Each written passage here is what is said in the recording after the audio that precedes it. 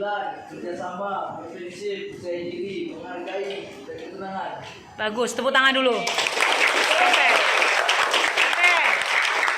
Next, lanjut grup A. Keyakinan kelas grup A, bergotong royong, saling membantu, toleransi, persahabatan, kreatif, komitmen, semangat, kerja keras, baik hati, bergotong royong, kerjasama, keadilan. Very good, tepuk tangan dulu. Lanjut berikutnya, ayo grup C. Grup C. Keyakinan kelas grup C, kebersihan, empati, toleransi, menghargai, keadilan, saling menghargai, bertanggung jawab, kejujuran, percaya diri, mandiri, solidaritas, kreatif. Very good, tepuk tangan dulu. Oke, lanjut yang terakhir. Kejujuran, kreatif, menghormati, disiplin, kerjasama, komitmen, dan solidaritas. Oke, tepuk tangan dulu buat semuanya.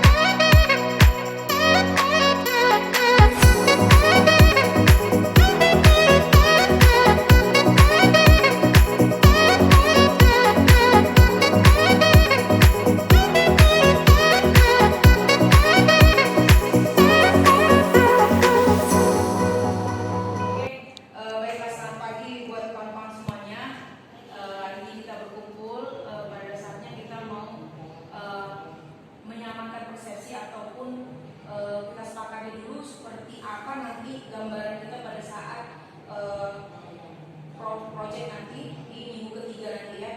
Nah mungkin saya sudah ada saran sudah kirimkan PowerPoint. Di mana dapat itu? Ada di grup, Oh iya kan?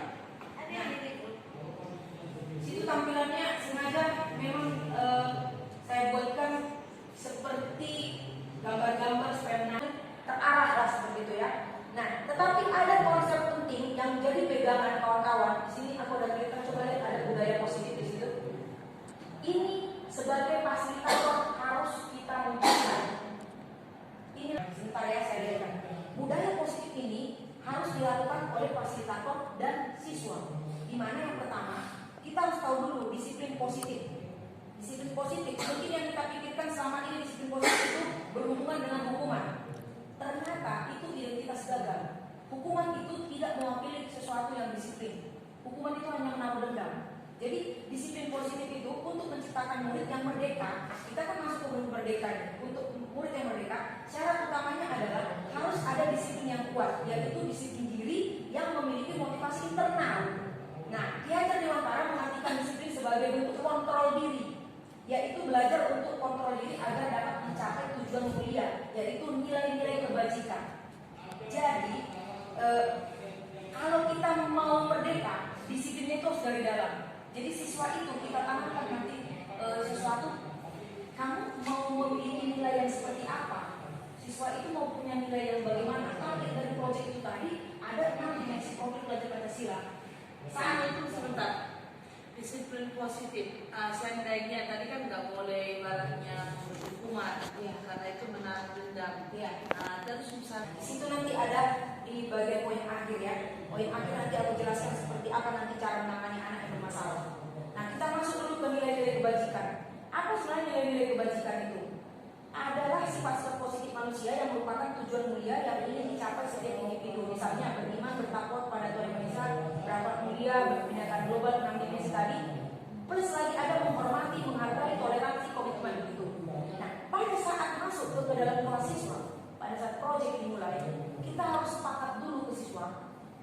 Anak-anak, guys, kita sepakat dulu ya. Kita akan buat kesepakatan nih. Menurut kalian, enaknya kelas kita ini diapain?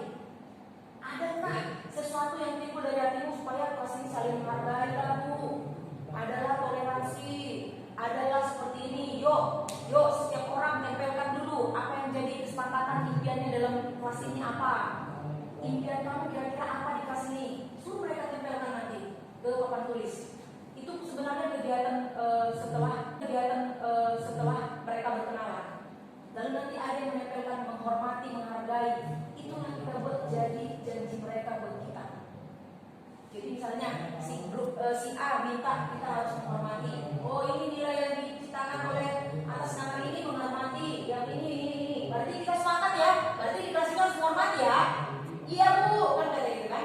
Sepakat ya, di kelas ini harus saling menyayangi ya. Iya Bu, mereka yang buat sendiri nanti. Itu keinginan mereka loh. Jadi saat mereka bermasalah, Kalau iya sudah ada masalah, mau lanjut. nah saat mereka bermasalah, kita lihat dulu nanti apa yang salah kan. Lalu setelah kita tekankan nilai kebajikan itu yang menjadi kesepakatan buat mereka, ada yang harus kita pahami, teori motivasi yang mereka pahami dulu.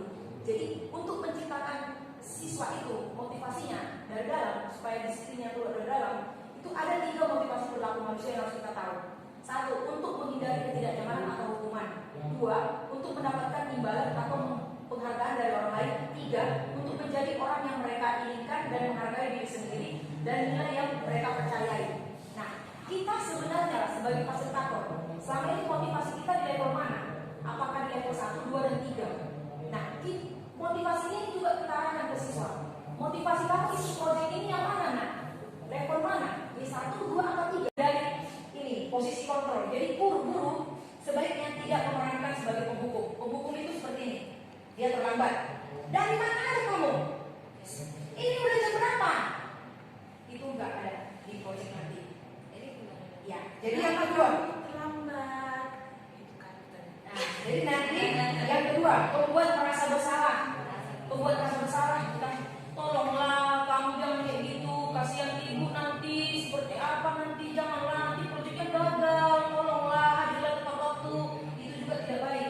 Iya, kita nulis. Itu kesannya nanti dia memang nanti dia akan tergantung ke kita nanti, karena dia tahu kita sudah lain kali nggak boleh gitu lagi ya. Awas tuh lain kali sifatnya seperti itulah ya. Gambarannya kira-kira gitu lah. Kalau teman itu kayak macam nggak ada tingkatan perbedaan antara guru dengan siswanya gitu. Lalu yang terakhir adalah pemantau. Saat siswa buat salah nih, salahnya ada konsekuensinya.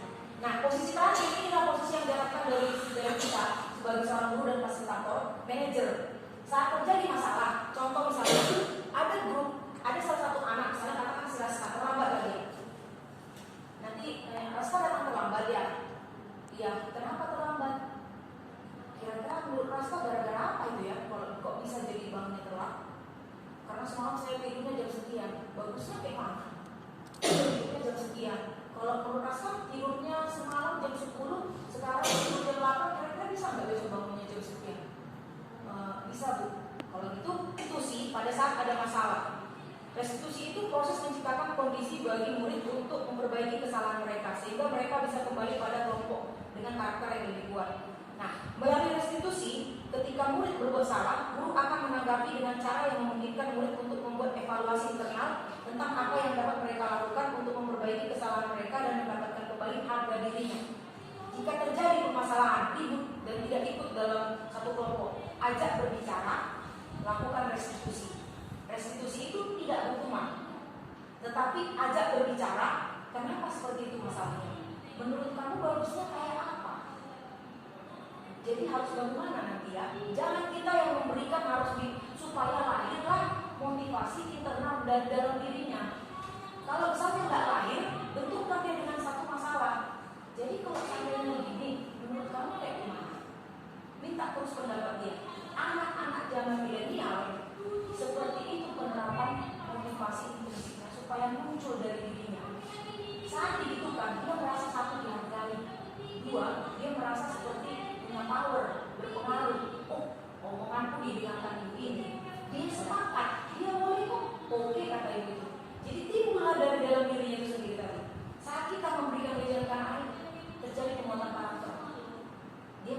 support-kan. Karena apa? Guruku menyetujui, bahkan dia mau dengar aku. Berarti yang aku sudah bertrack nih. Oke, aku lakukan. Gitu ya. Nah, jadi kalau ada masalah kesimpulan aku bikin situ.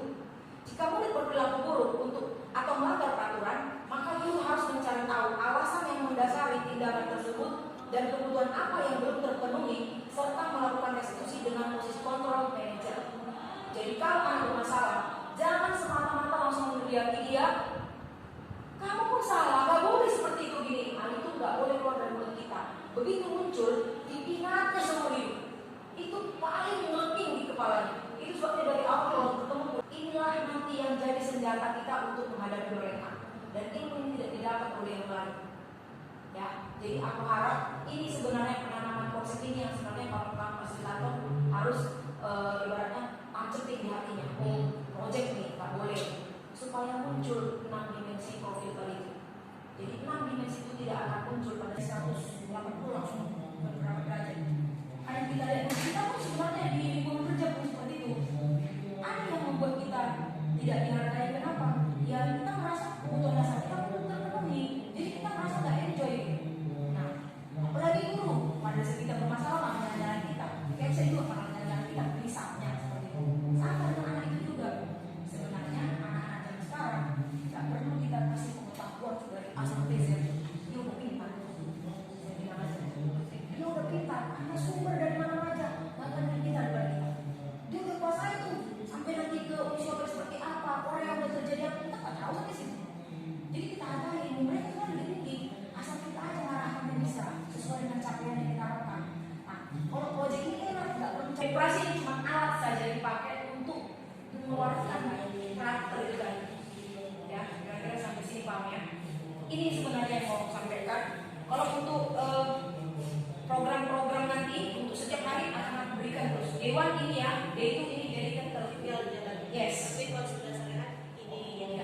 Jadi kalau ditanya alurnya mana, ada yang anak kurang. Makanya kita tadi ada berdiferensiasi, dipetakan dulu mereka. Jadi kan satu aja gitu ya Kak. Paling mereka kasih tahu mereka semua bentuk itu. Iya. Karena sebenarnya mereka cerita akhir nih. Saya mau nanya ke kawan-kawan kira-kira dari yang sudah didengarkan, apa pendapatnya Ella dari apa yang tadi kita bicarakan? Pendapatnya? Hasil dari semuanya kita kasih untuk ya kita tahu cara pendekatan mereka. Ya terus apa ya? lebih banyak sisi positifnya lah. Iya.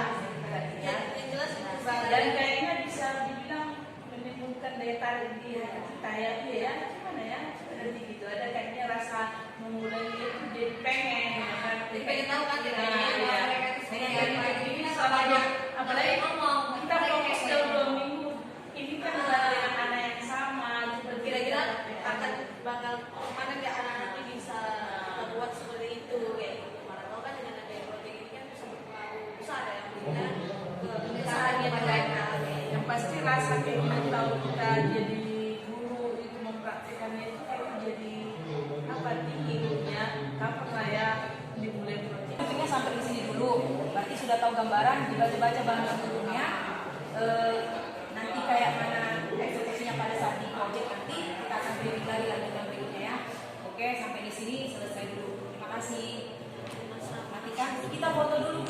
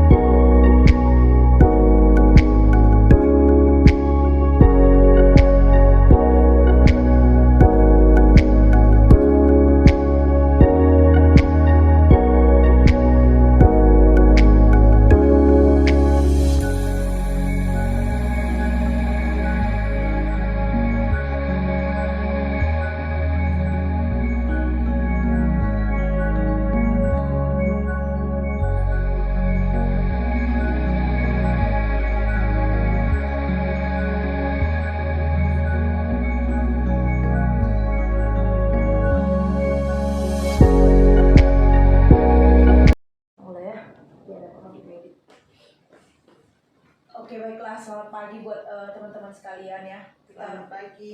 berkumpul di sini. Ada yang mau kita sharingkan berkaitan dengan proyek proyek profil pelajar Pancasila. Mungkin tadi ada yang sudah saya share, coba di-share ke Lestari juga. PowerPoint tadi sama ada schedule-nya ya. Langsung di grup aja. Oh di atas ya. Oke. Dari share ya tadi ke tarifnya. Ya. Oke. Nah, pertama-tama aku jelasin dulu. Ini adalah headline-nya, gambaran dalam 2 minggu nanti proyek kita kan dilaksanakan ya. Perencanaannya adalah di dalam PowerPoint itu. Mungkin kawan-kawan ada lihat di situ ada seperti PowerPoint ya. Dari segi koordinatornya, koordinator memahami betul harusnya dengan mengenalkan kepada peserta didik sebagai anak muda bahwa keterkaitan antara kebebasan berekspresi atau tindakan mengutarakan pendapat dengan kesetaraan terletak pada pandangan bahwa semua manusia dianggap setara di mata hukum, sehingga siapapun yang ingin berpendapat atau bersuara terlepas dari latar belakang dan kepercayaan harus dihormati dan patut untuk didengar. Hal tersebut didasari oleh adanya hak asasi manusia Undang-Undang Nomor 39 Tahun 2009 Pasal 22 Ayat 3. Secara jelas mengakui dan memberikan hak bagi setiap warga negara, khususnya di Indonesia, untuk berkumpul, mengutarakan pendapat dan berdemokrasi. Inilah dasar acuan kita untuk mengadakan proyek itu tadi yang berdasarkan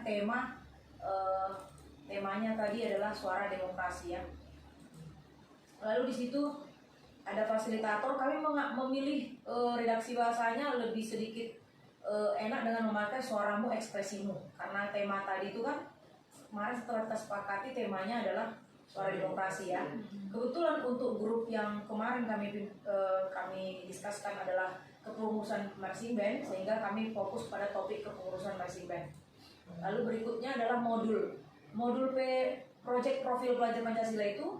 Di situ ada temanya suara demokrasi, topiknya suaramu ekspresimu, partnya Semanda Marching Band, total waktu 90 JP. Dimensi profil pelajar Pancasilanya adalah 6 dimensi itu tadi, seperti beriman, bertakwa kepada Tuhan Yang Maha Esa, mandiri, bernalar kritis, berkebinekaan global, bergotong royong, kreatif. Subelemen yang disasar. Subelemen berarti spesifikasi daripada dimensi tadi itu ya. Memahami pentingnya partisipasi individu dalam mengambil keputusan bersama, memahami peran individu dalam demokrasi, mengenal wacana kesetaraan dalam berdemokrasi, mengidentifikasi, mengklarifikasi, mengolah informasi dan gagasan, menghasilkan ide solusi masalah, mengajukan pertanyaan, mencari solusi alternatif dari masalah. Itulah tadi elemen yang mau disasar nanti pada 2 minggu pekan nanti pada saat kita melakukan proyek. Lalu berikutnya adalah alur. Alur yang kita pakai dalam 2 minggu itu adalah alur merdeka. Merdeka artinya kita ambil dari akronim M, itu mulai dari diri. Akronim E itu eksplorasi konsep, R-nya ruang kolaborasi, D-nya demonstrasi kontekstual, E-nya elaborasi pemahaman, K-nya koneksi antar materi, A-nya aksi nyata. Alur ini adalah dipakai untuk alur pembelajaran di guru penggerak. Jadi merdeka ini bukan semata-mata karena kebetulan akronimnya jadi dipaksakan, tetapi karena alur dari transformasi pendidikan itu tadi. Jadi itu yang jadi acuan kita untuk lebih percaya diri untuk menjalankan program ini ya. Lanjut berikutnya, apa sih mulai dari diri itu? Ya. Mulai dari diri itu adalah berupa suatu kayak seperti refleksi pertanyaan kepada diri sendiri, atau dalam hal ini siswa ya, karena kita melibatkan siswa pada proyek nanti. Apakah kamu pernah ikut serta dalam memilih suatu kepengurusan? Apa yang kamu rasakan saat memilih seorang figur yang kamu idolakan? Bagaimana menurutmu kebebasan berpendapat, ekspresi di Indonesia saat ini? Bagaimana partisipasi anak muda dalam demokrasi saat ini dibandingkan dengan era sebelumnya? Apa stereotip anak muda yang membuat kebebasannya berekspresi atau berpendapat dibatasi atau didiskriminasikan? Apa keuntungan jika anak muda berpartisipasi dalam demokrasi? Mengapa anak muda harus berpartisipasi dalam demokrasi? Pertanyaan ini nanti akan mereka selesaikan di hari pertama, dan ini akan menjadi pintu awal bagi mereka masuk ke dalam dunia baru. Jadi inilah nanti yang membuka selamat datang di suaramu demokrasimu gitu ya, suaramu ekspresimu gitu. Lalu berikutnya ada eksplorasi konsep. Di dalam ini secara global, siswa menggali apa yang dipahaminya tentang pentingnya berdemokrasi atau terlibat langsung dalam suatu pemilihan kepengurusan. Nanti akan ada tugasnya atau proyek mereka untuk dipresentasikan itu membuat peta konsep hal-hal apa yang perlu dipahami sebelum memberikan hak suara kita kepada calon kandidat pengurus. Tentunya harus dengan sistem pembelajaran berdiferensiasi ya. Kita tidak bisa memaksakan satu kelompok itu harus begini, harus nanti tampilanmu harus A, harus B, harus C. Kita berikan pilihan ke mereka sepanjang mereka mau menunjukkan hasil dari diskusi mereka itu. Bu, saya mau sistem infografis deh. Kami sistemnya mau buat dalam bentuk drama. Kami mau dalam bentuk ini, silakan. Di situ berarti kita memberikan kebutuhan mereka untuk bebas berekspresi ya. Lalu berikutnya ruang kolaborasi. Pada sesi ruang kolaborasi ini, siswa berkelompok mempresentasikan tugas kelompok yang tadi sudah disepakati mereka. Nah, tapi sistem ruang kolaborasi ini biasanya kita bermain sistem kayak jigsaw juga, kayak cooperative learning. Kelas A dengan kelas B kita kolabkan. Jadi grup yang sudah kita buat dalam satu kelas, jangan itu terus sampai 7 hari. 2 grup di kelas A pindahkan ke sebelah, yang ini pindahkan ke sini. Jadi terjadi collab itu. Anak tidak tampil flat, tidak hanya itu saja. Permainannya nanti di situ. Lalu berikutnya demonstrasi kontekstual. Peserta didik mengaitkan pengalaman berdemokrasinya ke dalam contoh nyata yang terjadi dalam kehidupannya sehari-hari. Contoh yang dia tahu bahwasanya konsep dari demokrasi itu adalah A, tapi kenyataannya yang dia lihat di Indonesia seperti ini. Tapi jangan batasi hanya di Indonesia. Bagaimana di luar negeri? Apa sistem pemerintahan yang dia pegang, mereka pegang sampai acuan mereka itu bisa ke sana gitu. Jadi cakupannya masih luas ya, belum masuk kepada partnya tadi marching band-nya gitu. Ini baru kita bicara minggu pertama. Belum, sudah masuk. Ini minggu pertama kita bicara. Minggu pertama kami jelaskan. Ada namanya koneksi antar materi. Disinilah nanti berdialog langsung dengan pengurus marching band. Kira-kira kan kawan-kawan megang bagian apa kemarin? Pramuka. Disitulah nanti hadirkan. Bahwasanya jadi kita kayak memverifikasi kalau dalam discovery learning. Apa yang kemarin sudah digali, yuk sok tanyain sama orang yang bagian pramuka. Apakah seperti itu? Koneksinya ada enggak? Jadi jangan dia tahu teori tapi ternyata secara kontekstual sudah dikaitkan, tetapi pada saat dengan orang yang berkaitan langsung di lapangan tidak begitu sinkronnya gitu. Jadi ada koneksinya gitu. Lalu berikutnya elaborasi pemahaman. Penguatan konsep dari fasilitator. Disinilah peran dari fasilitator untuk meluruskan konsep. Jadi seperti penguatan konsep yang memang sudah nancep benar gitu. Saya sebenarnya kan Bu Betty kan memegang di bagian PPKN, paham betul soal demokrasi itu, arahkanlah ke situ. Ada sesi nanti di mana fasilitator memberikan penguatan kepada siswa, tapi tidak bersifat metodenya buatlah metode yang tidak ceramah atau yang enjoy gitu ya. Nah, berikutnya yang terakhir adalah aksi nyata. Ini terlibat langsung dalam pemilihan pengurus. Jadi nanti di aksi nyata ini nanti kan siswanya meliput tuh, bisa meliput kegiatan pemilihan suara nanti. Nanti ada mereka tugasnya tiap kelompok meliput apa ternyata yang terjadi, seperti apa, lalu nanti memberikan laporan evaluasinya, lalu dilakukan refleksi. Nah, kita selanjutnya masuk kepada umpan balik. Di umpan balik ini ada feedback yang diberikan siswa setiap kali kita sudah memberikan materi atau pembelajaran. Kita bisa minta, bisa per hari, bisa per minggu. Tanyakan. Feedback ini bersifat luas ya, tidak boleh hanya sekedar saran dan kritik, tidak boleh hanya sekedar memuji gitu, enggak. Kita harus terbuka dengan kritik dan saran anak-anak kita. Dan kan, Bu, boring Bu, hari kedua kemarin boring materinya ini. Terima saja semuanya, enggak apa-apa. Dengan cara mereka menyampaikan itu, kita sudah berdemokrasi juga. Ingat tadi pasal yang pertama ya, kita berdasarkan undang-undang itu tadi. Lalu terakhir adalah refleksi. Jadi fasilitator, koordinator harus ada refleksi setiap kali ada kegiatan. Jadi misalnya minimal sekali 3 hari atau sekali 2 hari. Apa nih kejadian kemarin gitu. Karena siswa kita banyak, cara menyiasati untuk pengambilan nilainya kan nanti nilainya sangat baik. Nanti indikator penilaiannya kan 6 dimensi profil pelajar Pancasila tadi, bernalar kritis, bertakwa kepada Indonesia, mandiri, kreatif, kolaboratif. Nanti kita lihat karena siswa kita satu kelas itu banyak, sistem pengambilannya nggak mungkin kita bikin si A bernama kritis gitu, enggak. Ambil saja yang agak lain gitu. Contohnya dia berbeda. Misalnya Yang lainnya hampir sama. yang lainnya berarti sama. Tapi dia menonjol. Dia menonjol. kurang. Nah, seperti itu aja cara sistem asesmennya. Asesmennya nanti misalnya kan anak ini kurang. General. Iya, secara general nanti bikin gitu. Karena untuk membuat kita bisa observasi kepada yang lain gitu. Nah, jadi dia anak ini kurang dalam hal apa? Bernalar kritisnya atas nama Rasta misalnya kurang. Ini nanti akan jadi refleksi bagi fasilitator. Kayak mana nih kita buat biar anaknya ini bernalar kritis. Tapi ikuti alurnya ya, alur nggak boleh lari.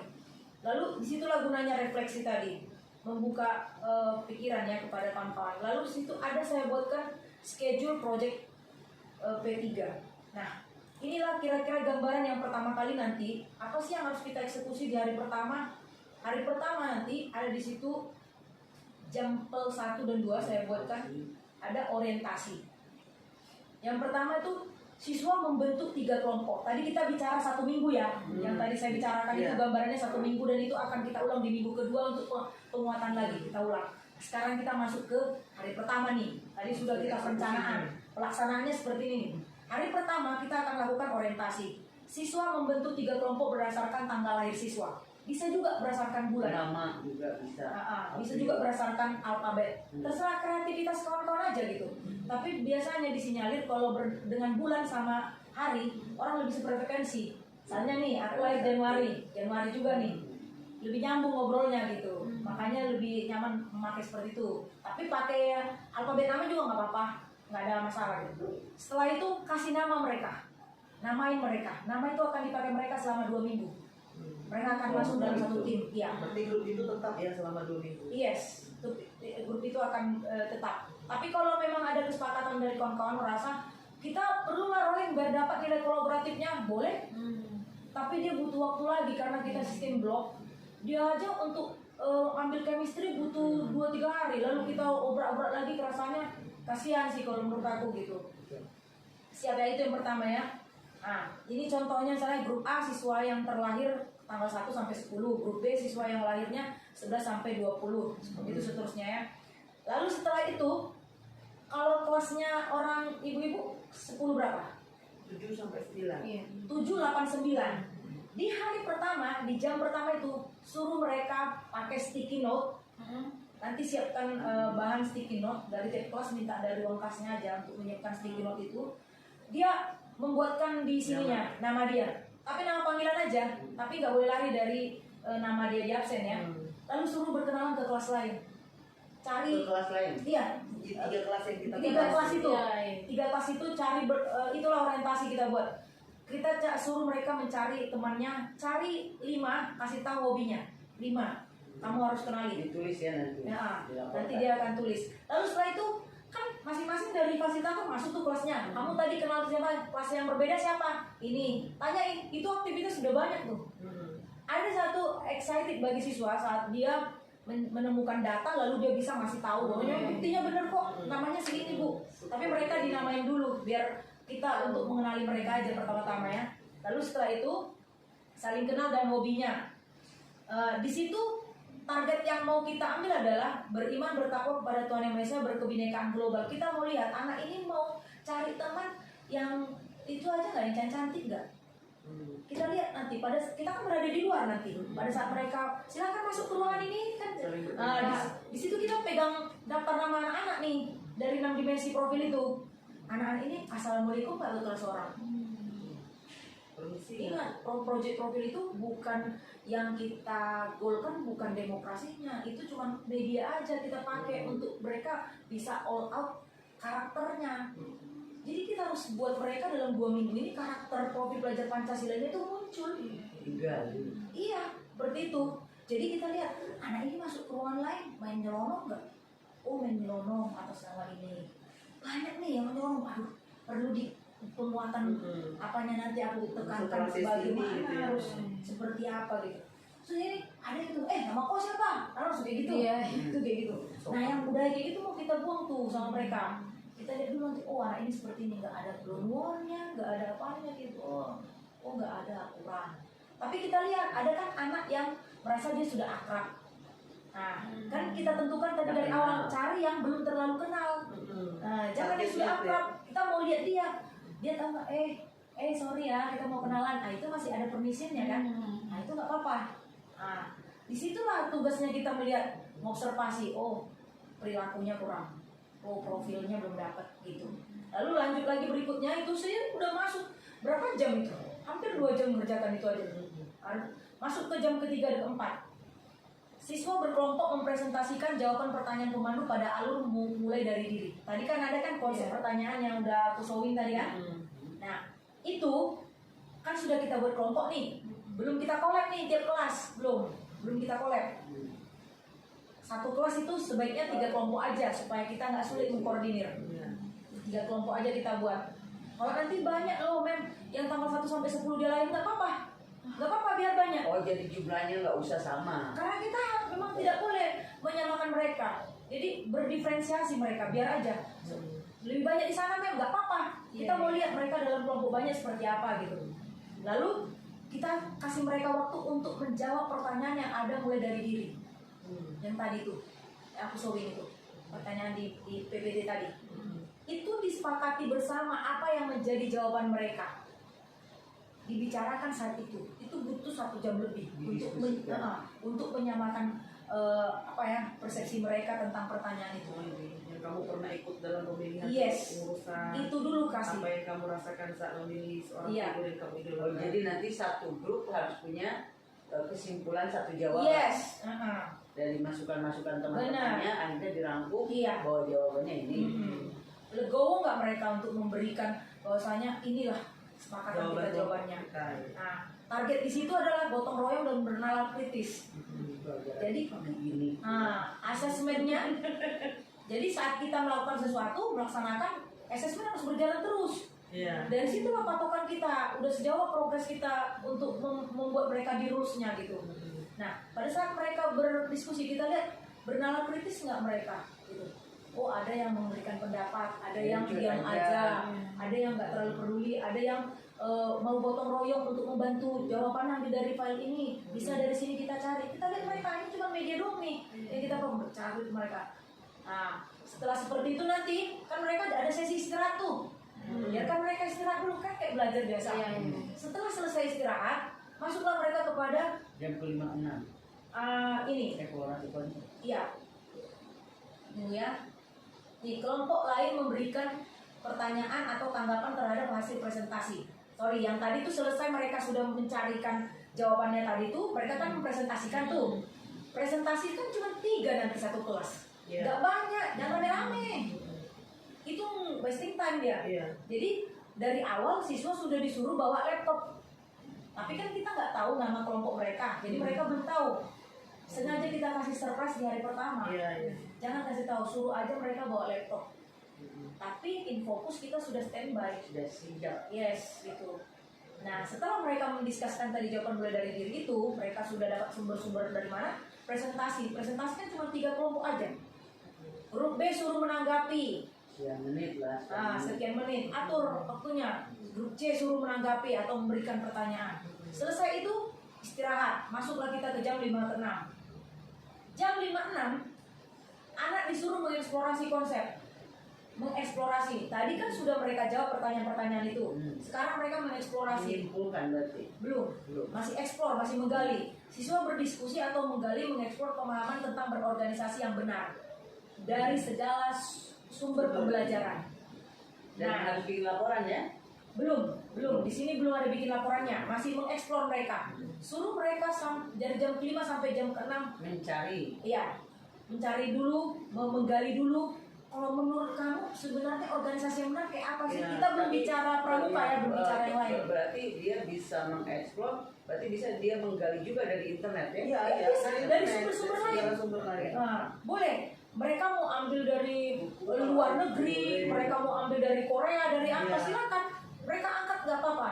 Lalu setelah itu, nah ini tiap kelompok membuat PowerPoint. Jam ke-7 sampai 8 tiap kelompok membuat PowerPoint. Ingat, fasilitator sifatnya tidak memberikan secara bulat-bulat materi setiap hari. Namanya fasilitator. Sifatnya nge-guide, ya nge-guide, tidak menggurui, tidak nge-guide. tidak menggurui, tidak seperti dikasih A sampai Z, enggak. Hanya mendampingi. Ya, ingat rulesnya fasilitator ya, hanya sifatnya mendampingi, benar. Lalu jam 7 dan 8 beritahu ke mereka bahwa tiap kelompok disuruh membuat PowerPoint.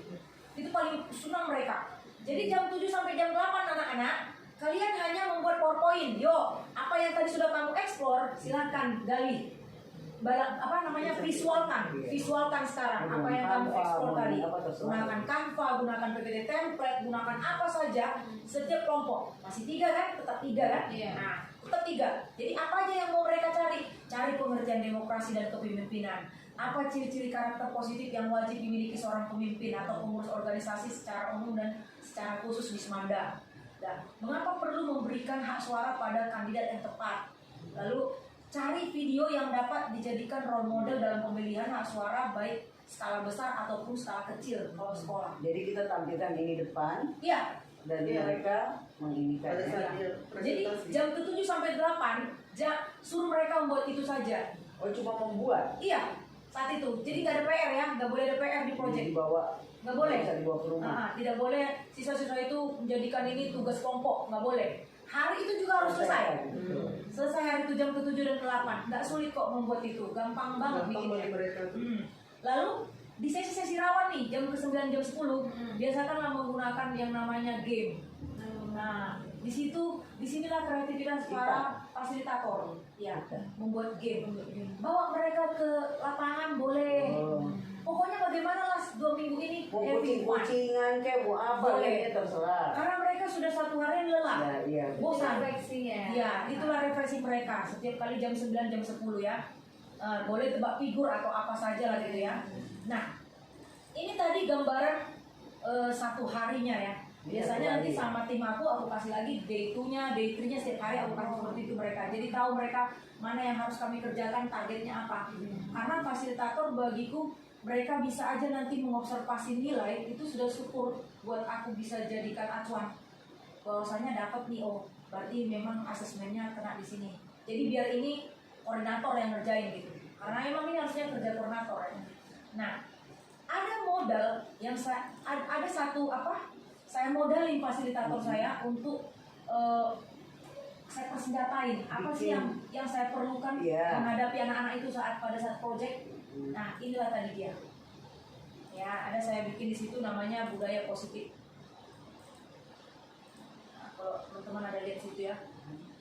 Nah, ini budaya positif ini bukan disinyalir ya saya bilang, tapi sudah dilakukan dan inilah transformasi pendidikan yang ada dalam kurikulum Merdeka. Bahwasanya apa yang harus dilakukan untuk memunculkan profil pelajar Pancasila? Kita harus menciptakan budaya positif.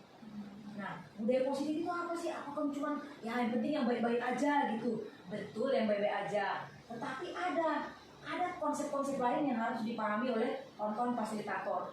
Contoh pertama, disiplin positif. Untuk menciptakan murid yang merdeka, syarat utamanya adalah harus ada disiplin yang kuat, yaitu disiplin diri yang memiliki motivasi internal. Ki Hajar Dewantara mengartikan disiplin sebagai bentuk kontrol diri, yaitu belajar untuk kontrol diri agar dapat mencapai tujuan mulia, yaitu nilai-nilai kebajikan.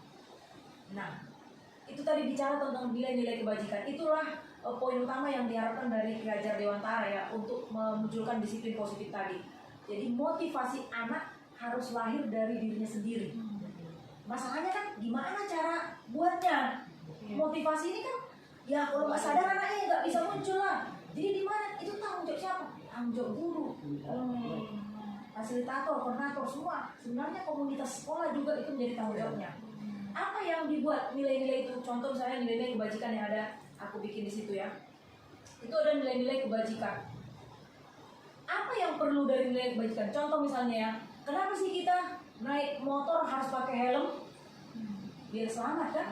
Biar di jalan nggak kecelakaan, ya kan?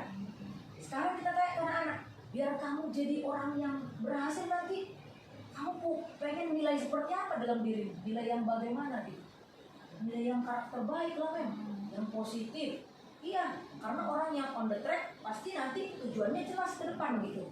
Nah, sekarang ada satu keyakinan yang harus kita buat dimiliki oleh mereka. Apa sih yang kamu yakini dari kelas kita ini?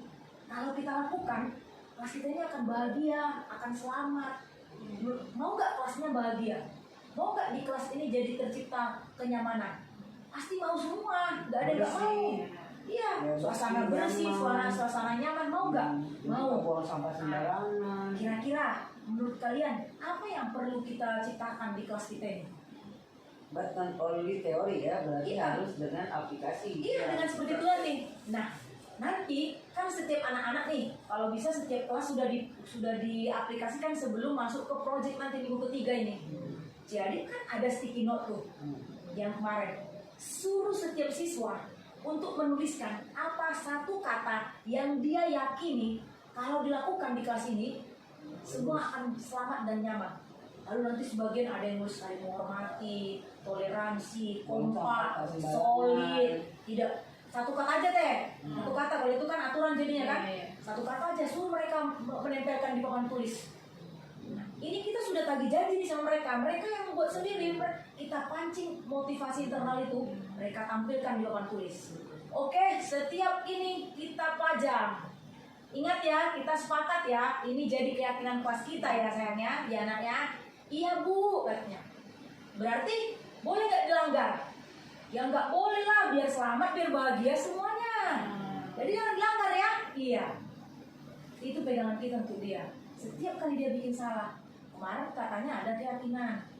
Kita udah bersama-sama. Jadi gimana? Kalau kamu melanggar keyakinannya si A, berarti kamu hargain dia. Gimana gitu kan? Itulah langkah pertama untuk menarik dia masuk ke dalam lingkaran motivasi internal tadi. Itu hal pertama. Lalu berikutnya, jadi teori motivasi harus dikuasai juga oleh kawan-kawan fasilitator dan koordinator. Jadi motivasi itu ada 3. Yang pertama motivasi yang untuk menghindari ketidaknyamanan atau hukuman. Terkadang kita tengok siswa kan berbuat sesuatu supaya menghindari hukuman, nggak ikhlas dia kan. Yang kedua, lalu untuk mendapatkan imbalan atau penghargaan.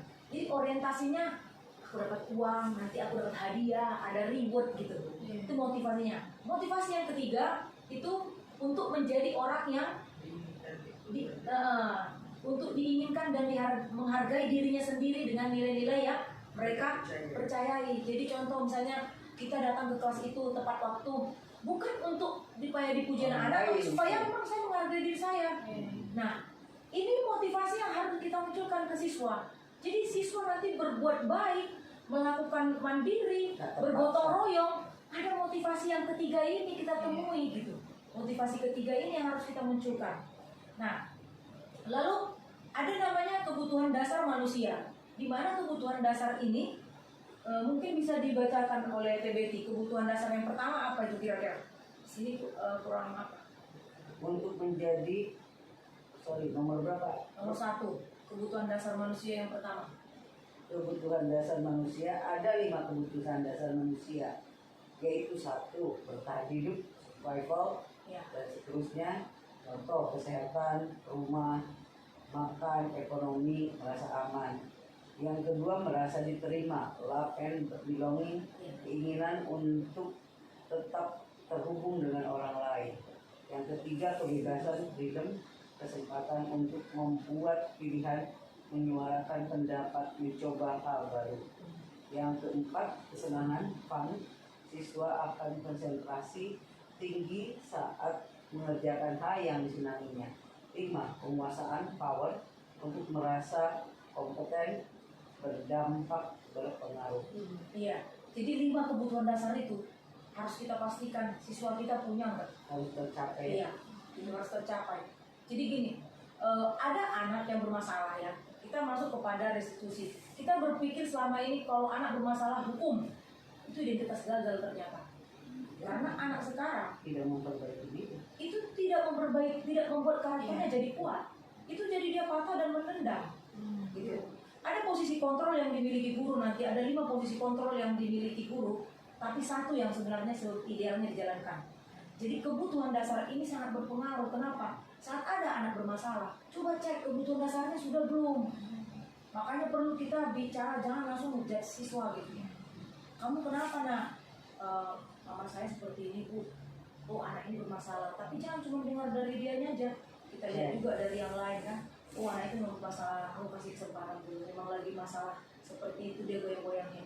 Terus lihat anak ini cicilan terus gak bisa duduk manis, harus kesana kita lihat dulu, oh dia butuh disayang, butuh diterima dalam satu itu. Coba dia jadikan satu pemimpin dalam satu kelompok, dia pasti nggak kemana-mana karena perhatiannya tersikat ke situ, dia ngerasa nyaman di situ kan. Kebutuhan lain itu ada kebutuhan yang supaya dianggap gitu, ada kebutuhan supaya apalagi dia bilang situ ya, apa tadi teh itu teh? Kesenangan diri, kebebasan. Ya, ada kebebasan, ada fun. Nah, saat dia kebebasan untuk memilih, nah, kebebasan untuk memilih ini bisa kita ciptakan. Kita bisa jadi solusi dalam kebebasan memilih dia. Contoh misalnya memberikan, misalnya kita berikan mereka membuat presentasi. Kalian maunya presentasinya kayak mana nanti? Apakah berbentuk video? Apakah pengennya nanti kalian bikin karton-karton? Boleh. Ataukah menggunakan Canva? Boleh. Jadi kita tidak mengkotakkan mereka harus ini gitu, enggak. Dengan kita memberikan pilihan, mereka merasa dihargai.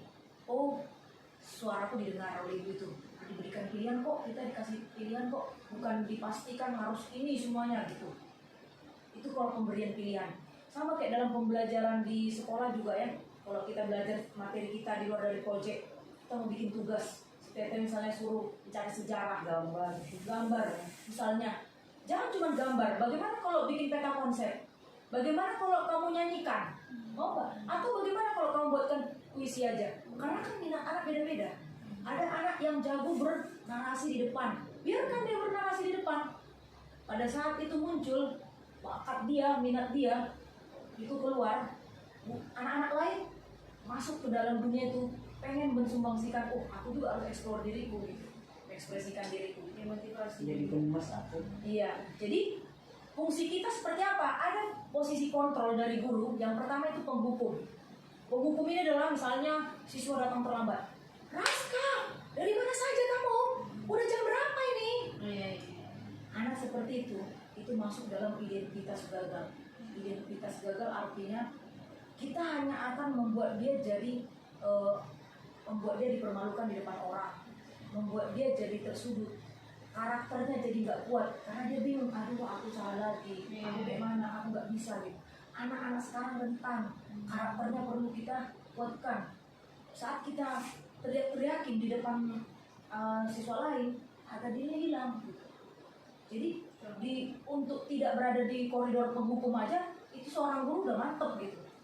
Nah, itu menahannya itu ya. Jangan kira gampang. Menahan itu ada namanya sistem sosial emosional. Bagaimana kita menahan amarah kita saat kita tahu kondisi dalam depresi, marah segala macam. Coba kita jeda. Diam aja dulu. Diam kadang dibilang diam itu emas. 10, 9, 8. Hitung 10, 9, 8 dalam hati. Tarik nafas. Jangan sampai karena apa? Kita merusak itu dirinya gitu. Iya, pagi-pagi suasana udah tak enak. Nah, seperti itu. Lalu lanjut. Ada posisi kontrol yang kedua, pembuat merasa bersalah. Sering merasa bersalah kadang dibikin ini. Kamu janganlah telat, Raska. Gak enak lo ibu. Tengoklah itu kepala sekolah terus. Ibu tengoklah ini kayak gini-gini. Dia merasa bersalah. Akhirnya anak minder. Akhirnya dia jadi gak enak hati. Turunlah kepercayaan dirinya. Harusnya dia identitas yang pede banget. Anaknya jadi turun karena harus toleransi terhadap ibu itu tadi. Dia juga jadi rasa bersalah, digembleng semangat dia. Jadi aduh gak enak hati, aku gak perlu jadi nyakitin gitu. Itulah identitas yang muncul nanti pada saat kita menjadi posisi kontrol, pembuat merasa bersalah. Yang ketiga, ada ketiga seperti berteman. Kita memang berteman sama siswa. Efeknya satu, dia hanya akan mau peduli sama kita. Sama guru lain dia gak akan peduli. Hindarilah hal seperti ini karena apa? Misalnya Betty bikin seperti berteman sama teman, tanpa ada batasan yang membuat mana guru mana siswa. Akhirnya siswa kurang menghargai. Lalu berikutnya dia cuma mau nurut apa kata Bu Betty. Sama guru lain enggak, karena guru lain tidak tidak memperlakukan dia seperti teman. Iya. Ngapain? Ada zona yang nyaman aku lakukan gitu. Kasihan kawan-kawan kita yang lain, akhirnya tidak dihargai gitu. Lalu berikutnya ada pemantau. Ada posisi guru yang sering melakukan pemantau seperti misalnya, kamu udah tahu kan konsekuensinya kalau terlambat, ngapain? Iya bu, saya nanti di kelas nggak boleh istirahat, saya mengerjakan ini. Ya, udah tahu ya konsekuensinya? Iya. Kamu terlambat upacara, kamu tahu apa konsekuensinya? Iya bu, berjemur menghormat bendera. Oke, nanti ibu tengok, memastikan, kan dipantau dia. Dipantau dia sampai hukuman itu berjalan, apa konsekuensi itu berjalan. Nah, itu juga identitas gagal. Itu hanya akan membuat siswa itu dipantau lagi.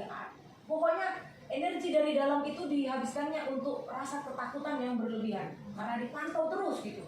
Lalu ada posisi yang terakhir adalah manajer. Posisi inilah sebenarnya yang lagi transformasi pendidikan, guru semuanya dimasukin ke kandang manajer ini semua. Arahin sana. Manajer itu tugasnya ngapain? Dia melakukan restitusi. Restitusi itu adalah proses menciptakan kondisi bagi murid untuk memperbaiki kesalahan murid sehingga mereka bisa kembali pada kelompok mereka dengan karakter yang lebih kuat. Lalu dikembalikan harga dirinya. Contoh kasus konkretnya, anak ini terlambat nih. Terlambat dia. Raska, terlambat lagi sayang. Iya bu, yuk kita duduk dulu, bicara dulu kita. Kenapa terlambat? Ada apa? Terus menurut Raska, kira-kira gimana kita buat biar jangan terlambat lagi? Kalau menurut Raska ada melanggar sesuatu nggak dari apa yang sudah kita lakukan keyakinan kelas kita atau sesuatu yang kamu yakini lah? Ada kayaknya bu. Apa? Kurang komitmen lah. Tidurnya kesiangan. Jadi harus supaya jangan terlambat, apa kita buat? Biar dia sendiri yang mengeluarkan solusi dari apa yang dia harus lakukan. Kita kerjanya mancing doang. Jadi kalau biar jangan terlambat kayak mana besok? Saya sepertinya tidurnya harus jam 9 bu. Oh kalau kayak gitu tidur jam 9 ya. Kasih kesempatan sama dia. Setiap manusia berhak kita berikan kesempatan. Jangan oke ya nanti jam 9 salah. Besok udah langsung dikasih ultimatum. Seperti itu. Itu sebenarnya hak asasinya kurang. Kita tidak memberikan hak asasi kepada anak. Kesempatan kenapa nggak diberikan 2 kali kepada dia gitu? Dia punya hak itu. Karena dia bersekolah di sini untuk dididik untuk memiliki karakter yang baik. Kita tanyakan misalnya ada masalah berkelahi. Ini berkelahi dengan ini, masalah handphone. Atau katakanlah seks, nonton porno. Apa yang buat seperti itu? Jam berapa kamu tidur biasanya? Yang kamu tonton biasanya apa? Kalau menurut kamu kira-kira siswa harusnya seperti itu ya? Koridornya bagaimana? Akhirnya dia sendiri. Percayalah, posisi kontrol ini sangat-sangat sudah dipercaya di luar negeri juga ini berhasil. Dan inilah yang dilakukan para guru-guru dan profesor di luar negeri. Sampai membuat siswanya itu sendiri yang komit terhadap omongan itu. Tapi dengan catatan berikan dia kesempatan. Terkadang anak melakukan kesalahan, nggak bisa kita berikan restitusi 1 kali dia langsung tobat. Iya benar. Butuh waktu. Sekarang kan ke diri kita. Tuhan juga kasih kesempatan sama kita kan. Nah kita dianggap sebagai orang tua kedua di sini, berikan kesempatan gitu. Saat mereka bentrok satu masalah, restitusi lagi dia. Restitusi, posisi guru sebagai manajer, restitusi, kenali, jangan marah, tahan, pelan. Karena saat kita melakukan pembinaan seperti itu, percayalah di hatinya kita lah terus. Tapi atas dasar guru, bukan hanya karena kita. Dia langsung gini sama guru, oh guruku seperti ini. Apalagi kalau sampai semua guru memperlakukan hal yang sama. Jadi komunitas pembelajaran di sekolah itu dapat learning community-nya. Iya, dalam kelas mungkin nggak pernah marah, tapi pernah melakukan kesalahan. Aku diarahkan untuk komitmen seperti ini gitu. Merdeka lah mereka jadinya. Merdeka saat mencari sesuatu, oh dia tahu. Aku di-caring, aku dipedulikan, kebutuhan dasarku dipenuhi. Gitu. Ada seperti itu dalam satu komunitas. Itu idealnya satu sekolah. Tapi karena kita masuk ke dalam satu proyek, inilah yang bisa mungkin saya bagi supaya kawan-kawan nanti memberikan lingkaran kecil ini kepada siswa nanti. Minimal mencoba lah. Betul, minimal mencoba. Kalau nggak mencoba, emang bisa tahu? Nggak tahu. Jadi pembelajaran sekarang sudah disesuaikan dengan kebutuhan siswa dengan keterampilan abad 21. Nah, karena di proyek ini sasaran kita adalah karakter profil pelajar Pancasila untuk menciptakan itu, kitanya dulu harus punya budaya positif. Kita kenali dulu. Seperti itu, budaya positif. Jadi kalau disimpulkan, jika murid berperilaku buruk atau melanggar peraturan, maka guru harus mencari tahu alasan yang mendasari tindakan tersebut dan kebutuhan apa yang belum terpenuhi, serta lakukan restitusi dan posisi kontrol manajer.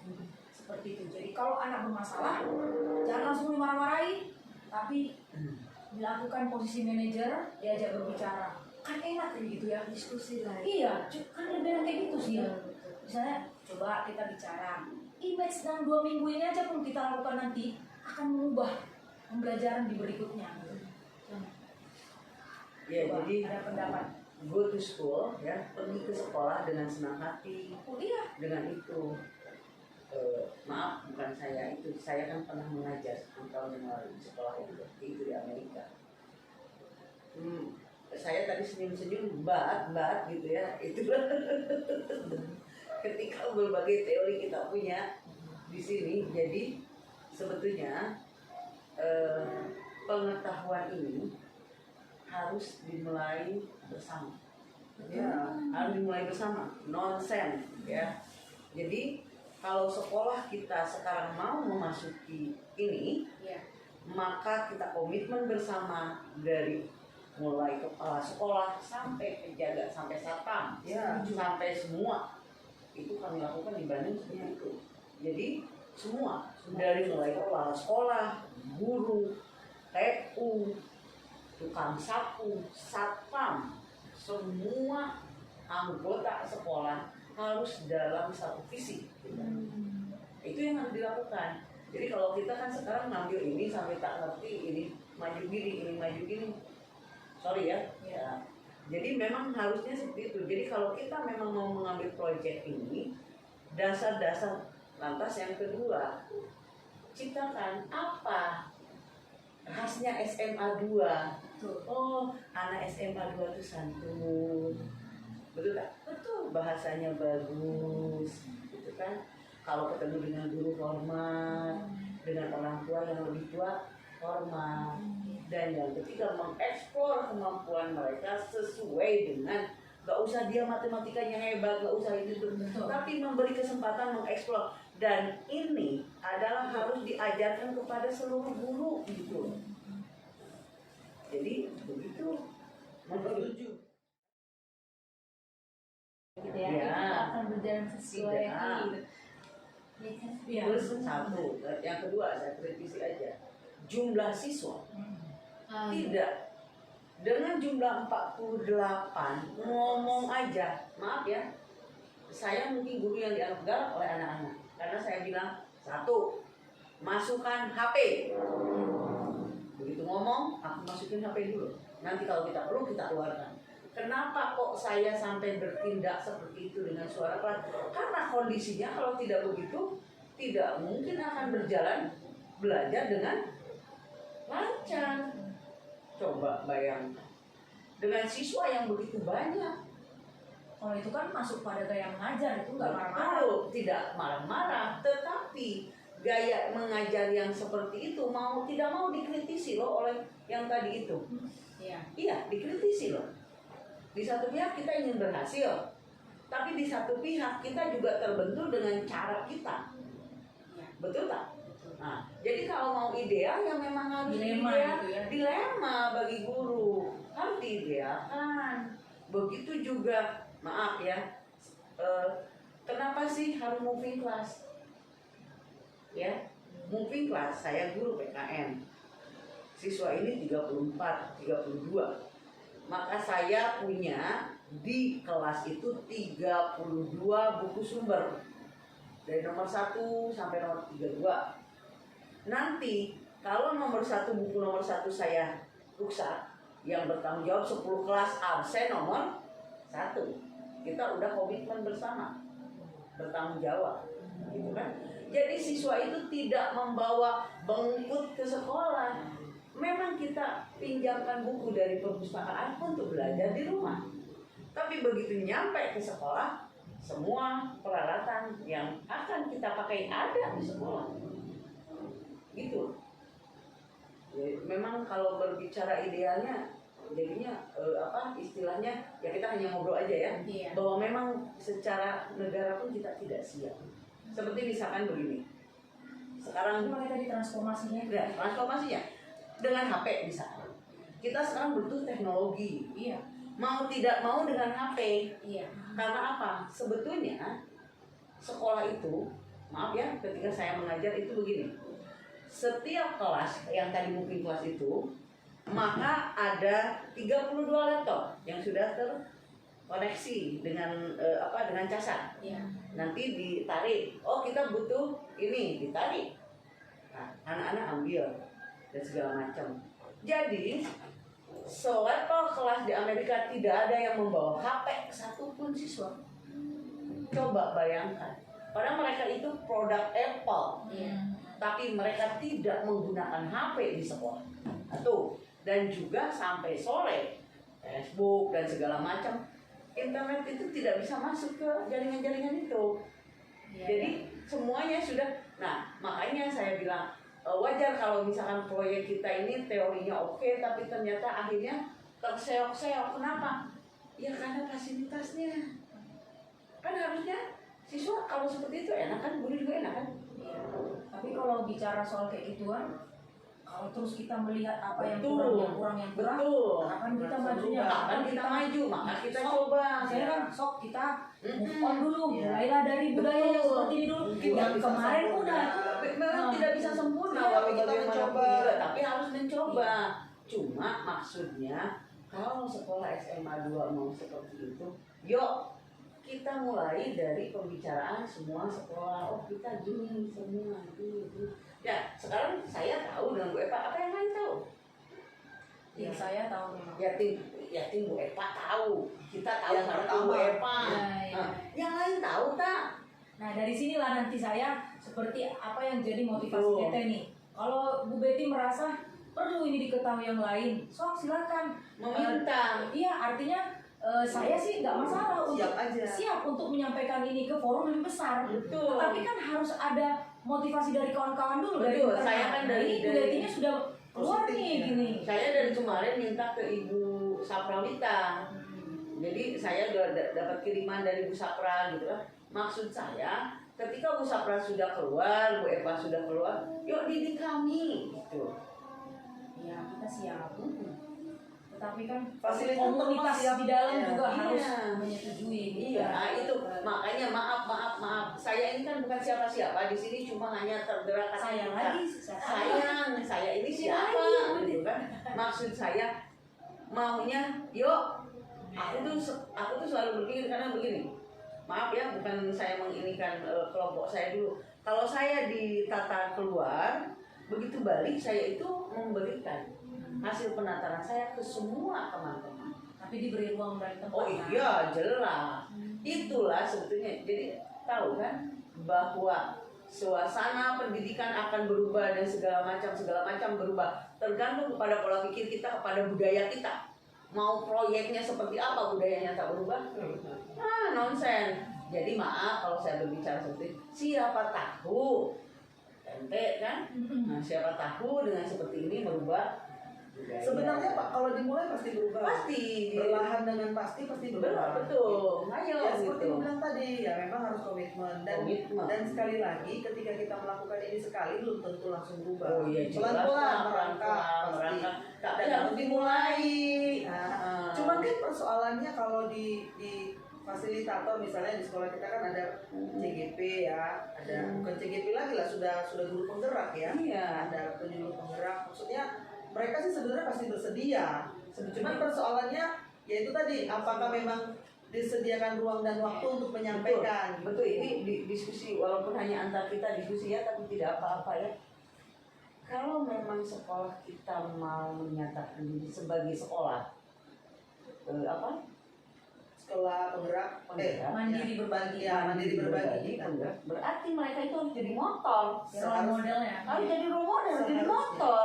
Kita tidak usah siapa sih Eva ini? Bukan masalah itu. Ya Dia faktanya kan Eva. memang dia sudah Faktanya Iya, dia sudah mendapat dan ilmu. memang harus dikasih ruang. Dikasih ruang gitu loh.